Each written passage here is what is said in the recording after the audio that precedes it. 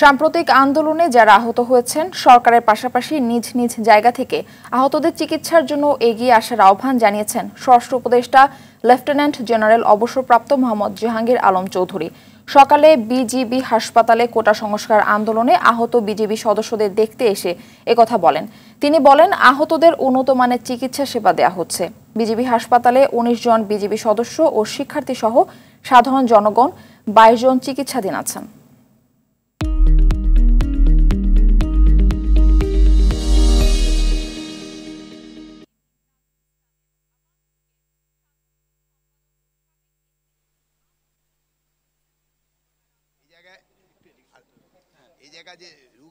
পরিবেশও যেরকম সুন্দর, এখানে ট্রিটমেন্টের ব্যবস্থা খুব ভালো।